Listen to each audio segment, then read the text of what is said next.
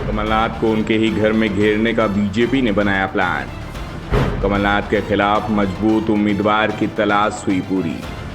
Chhindwara seat पर कमलनाथ के खिलाफ बीजेपी का चक्रव्यूह तैयार। मध्य प्रदेश में कांग्रेस की पूरी निगाहें कमलनाथ के ऊपर टिकी हुई हैं। 2018 के विधानसभा चुनाव में कमलनाथ को भले ही महाकौशल के आगे ज्यादा लोग नहीं जानते थे, लेकिन 15 महीने की सरकार चलाने के बाद अब पूरे मध्य प्रदेश में उनके समर्थकों की फौज खड़ी हो चुकी है। एमपी कांग्रेस में कांग्रेस को सिर्फ दिग्विजय सिंह से ही टक्कर मिलती रही है और दिग्विजय पहले ही साफ कर चुके हैं ये चुनाव कमलनाथ के नाम पर हो रहा है। दिग्विजय किसी भी तरह से बीजेपी से सत्ता छीनना चाहते हैं। दरअसल 2020 में सिंधिया की बगावत के चलते कमलनाथ के नेतृत्व वाली सरकार चली गई थी और इसके आरोप दिग्विजय सिंह पर लगे थे। दावा किया गया था कि दिग्विजय की रणनीति के चलते ही कमलनाथ ने सिंधिया और उनके समर्थकों को पूरी तरह से किनारे लगा दिया था, जिसके चलते सिंधिया के पास कांग्रेस छोड़ने के अलावा कोई दूसरा विकल्प नहीं बचा था। ऐसे में अब दिग्विजय सिंह अपने ऊपर लगे आरोप को मिटाने की पूरी कोशिश कर रहे हैं, जिससे कांग्रेस की सरकार मध्य प्रदेश में चली गई थी। दिग्विजय ने कमलनाथ के पीछे पूरी ताकत लगा रखी है, तो बीजेपी ने इस बार कमलनाथ को उनके ही गढ़ में घेरने की पूरी तैयारी कर ली है।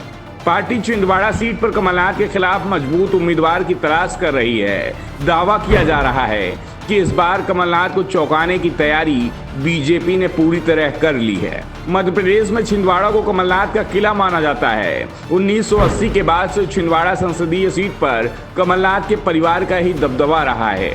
सिर्फ एक उपचुनाव में कमलनाथ को हार मिली थी, उसके बाद हर चुनाव में आसानी से कमलनाथ या उनके परिवार के लोग चुनाव जीतते रहे हैं।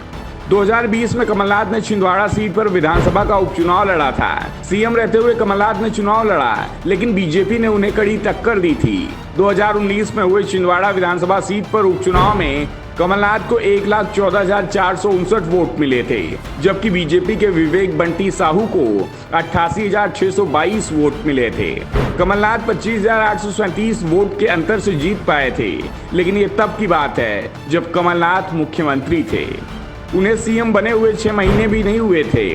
ऐसे में छिंदवाड़ा की जनता को पता था कि वो सीएम उम्मीदवार के लिए नहीं बल्कि सीएम के लिए वोटिंग करा रहे हैं। ये उपचुनाव कमलनाथ की सीट खाली करने के चलते ही हुआ था, क्योंकि जब कमलनाथ ने सीएम पद की शपथ ली तो वो उस समय विधायक नहीं थे। 2018 के विधानसभा चुनाव में इस सीट पर कांग्रेस ने दीपक सक्सेना को मैदान में उतारा, जिन्हें 1,04,034 वोट मिले थे, तो बीजेपी के चौधरी चंद्रभान सिंह को 89,487 वोट मिले। दीपक सक्सेना चुनाव 14,547 के अंतर से जीत गए थे।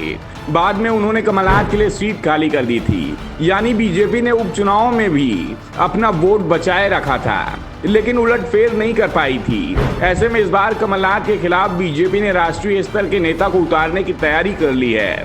कमलनाथ के खिलाफ मैदान में उतारे जाने वाले संभावित नेताओं में सबसे ऊपर पार्टी के राष्ट्रीय महासचिव कैलाश विजयवर्गीय का नाम चल रहा है। इसके बाद केंद्रीय मंत्री प्रहलाद पटेल और मध्य प्रदेश के गौ संवर्धन बोर्ड के अध्यक्ष स्वामी अखिलेश्वरानंद के नाम की भी चर्चा हो रही है। विजयवर्गीय तो खुद ही कह चुके हैं कि वो इस सीट से चुनाव लड़ने को तैयार हैं।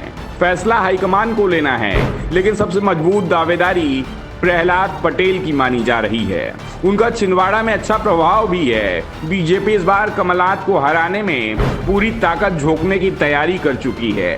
बीजेपी छिंदवाड़ा विजय के लिए साम दाम दंड भेद हर तरह के तरीके अपना सकती है, लेकिन यहाँ कमलनाथ की छवि फिलहाल बीजेपी पर ही भारी पड़ती दिख रही है। लेकिन जिस तरीके से बीजेपी यहाँ अपने मजबूत उपस्थिति हर चुनाव में दर्ज कराती रही है, उसके बाद ये माना जा रहा है कमलनाथ का चुनाव जीतना आसान भी नहीं होगा। Bureau report, the northern news.